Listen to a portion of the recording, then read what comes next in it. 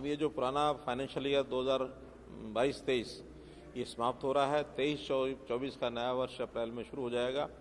उसका जो हमने बजट भी पारित कर लिया है और साल के अंत में अभी पिछले वर्ष की जो चल रही योजनाएं उनकी समीक्षा और नए वर्ष के लिए कुछ संकल्प, इन विषयों को लेकर के डिप्टी कमिश्नर के साथ मैंने विषय रखा है।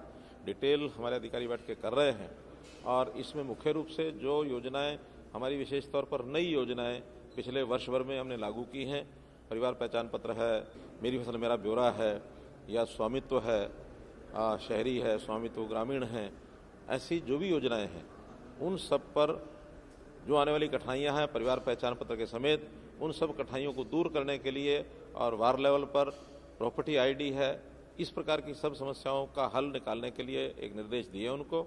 और खास करके जो जनता को मिलने जुलने का समय है, मिलने जुलने के समय में भी कोई कटौती ना करें। प्रतिदिन 2 घंटे जनता से मिलने का कार्यक्रम, और ये भी आज तय किया कि उन 2 घंटों में कम से कम प्रदेश स्तर से जो भी वीडियो कॉन्फ्रेंसेस होती हैं वो बिल्कुल नहीं किया करेंगे। 2 घंटे अपनी कोई मीटिंग नहीं करेंगे।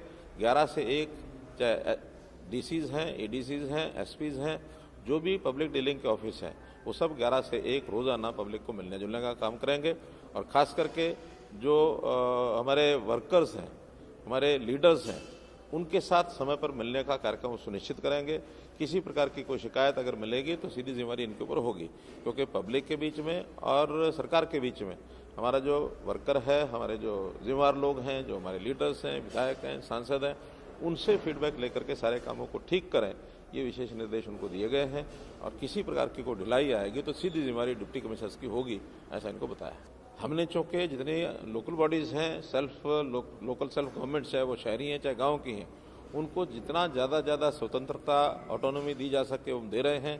फंड्स उनके निर्धारित कर दिए गए हैं, बल्कि जो हमारे पास स्टाम्प ड्यूटी के फंड्स अभी डिस्ट्रिक्ट हेडक्वार्टर पर जितने थे, आज निर्देश दे दिया उनको कि पिछले सारे फंड्स 31 मार्च से पहले सब रिलीज हो जाएं, और आगे आने वाले जो भी इस प्रकार के पैसे हैं वो सीधे उनके अकाउंट में कैसे जाएं, इसका प्रबंध हम करेंगे। स्टेट गवर्नमेंट की ओर से जो पैसा उनको जाता है वो भी सीधा उनको जाना शुरू होगा। सेंट्रल गवर्नमेंट का पहले से ही जाता है। अपने आप इंडिपेंडेंटली सारे काम वो करें, इस नाते से उनको पूरी छूट है।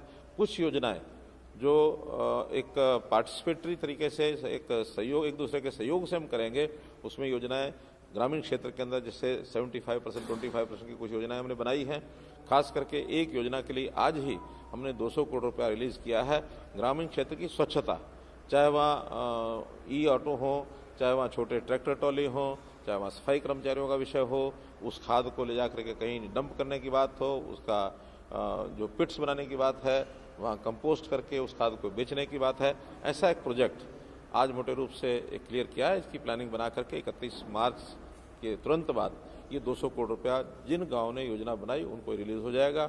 इसी प्रकार हमने जो और एक योजना बनाई है, जो गाँव में कम्युनिटी सेंटर्स हैं, बड़े गाँव में जिनमें कम्युनिटी सेंटर्स नहीं हैं, ऐसे गांव के लिए एक कम्युनिटी सेंटर मंजूर करने का भी हमने प्रस्ताव मंगाए हैं। गांव से जो प्रस्ताव भेजेंगे तो सबसे पहले ऐसे 80 गांव के अंदर, और लगभग 200 करोड़ रुपया जिस पर खर्च आएगा, 2.5 करोड़ रुपया प्रति गांव के प्रति कम्युनिटी सेंटर के हिसाब से, उसको भी सैंक्शन किया है।